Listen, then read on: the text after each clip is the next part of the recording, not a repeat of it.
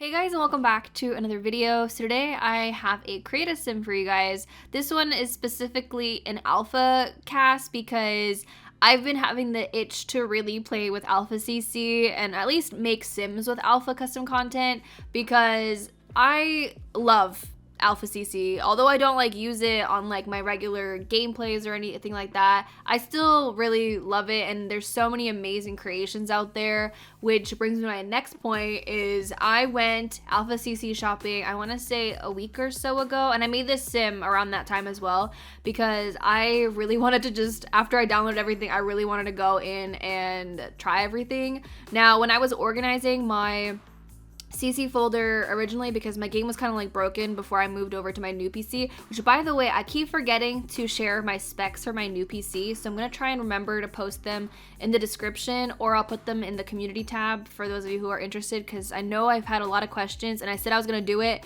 and then I forgot and it just came into my head.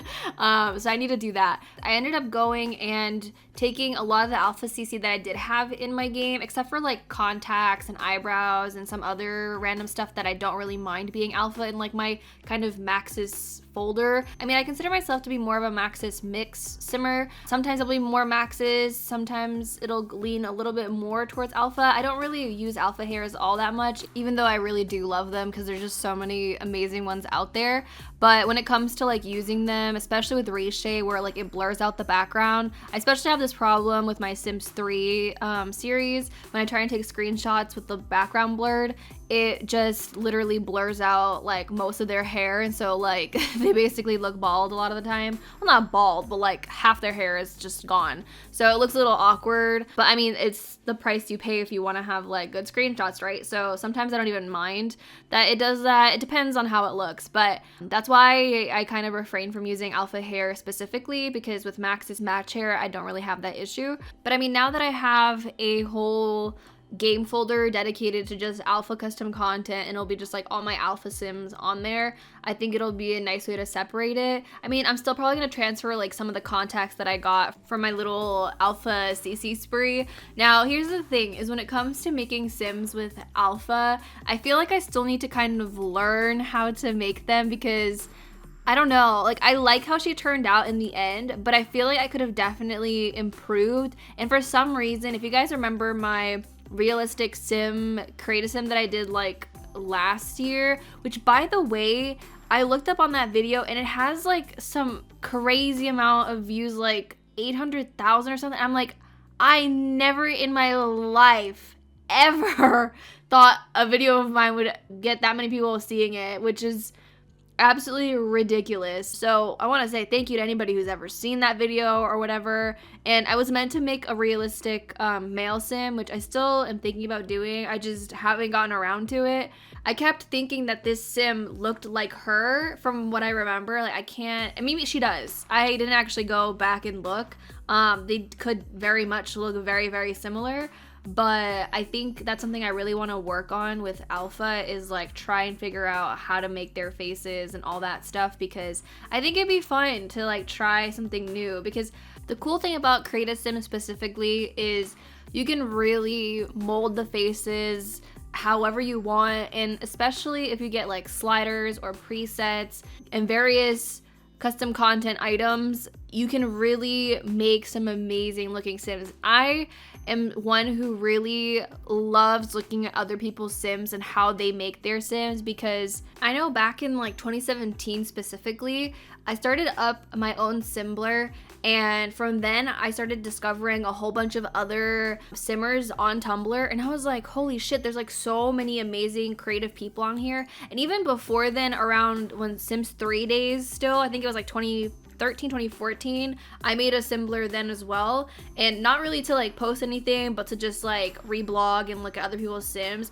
I was always in awe of how people were able to make their sims look a whole different type of way, because I would see this gorgeous sim, I'm I go into Sims 3, I can't even make a sim half as beautiful as that, because let's be honest, without CC, Sims 3 looks kind of, meh. But I definitely think that from 2017, that whole time when I spent on Tumblr, it wasn't even that long really. I posted for I think a good few months and then I kind of stopped. But during that time, I would be like finding new people on there and all that stuff, and I get inspired. And I feel like that's what kind of made me love Create a Sim, because I remember specifically there was this like one time where there was like a 7-day cast challenge that I took part in, and it was like a different experience for me because I was trying things that I've never tried before. Now looking back on those Sims, I'm like, oh, like, you know, they're not that great. But I think that's the thing about the Sims, is the more you practice, the better you get. And not only does that go for Create a Sim, but building as well. Like, I definitely can see the difference in my creations, and I'm still like nowhere near perfect or anything, because I feel like no matter what, you're constantly changing and growing and figuring new things out or learning from other simmers. And let's not forget like the big thing, which is custom content. That has definitely helped shape the way my Sims look 100%. Like, there's no way that my Sims would look nearly as good as they do without the custom content. So I am extremely grateful for all CC creators out there, whether you're alpha or maxes or in between. It just definitely wouldn't be the same. And hands down, Simbler has been a source of inspiration for me for many, many years now, and it's crazy how many amazing, talented simmers are on there. Even just looking at how some people edit their screenshots, I know that that's something that I've always wanted to be able to do really well, and I know that I'm never gonna get to the level of some people, and it's like amazing. If you guys have never checked out Tumblr to like see other people's creations, you're missing out. You should definitely dip your toes in the water and take a look. But yeah, I definitely really want to start practicing more with alpha and just see what I can come up with and like try that whole thing out. And not to say I'm just gonna like drop doing like Maxis mix or Maxis Create a Sim, because obviously that's gonna be like my main thing. And there's other things that I want to redo, like townie makeovers eventually. I also have like my gender bend series that I was doing, and then my Maxis versus alpha videos as well. So there's a lot that I could do with Create a Sim. So that might be coming back eventually once I kind of figure out where I'm at with my series and everything. I'm kind of just like all over the place right now, but I'm trying to like still upload what I'm enjoying at the moment, which definitely is Create a Sim. And with this sim specifically, so her first outfit I do like. I really fell in love with that hair when I first saw it, and I feel like it does suit her. But I think her second outfit that I decided to go with suits her more than her first one.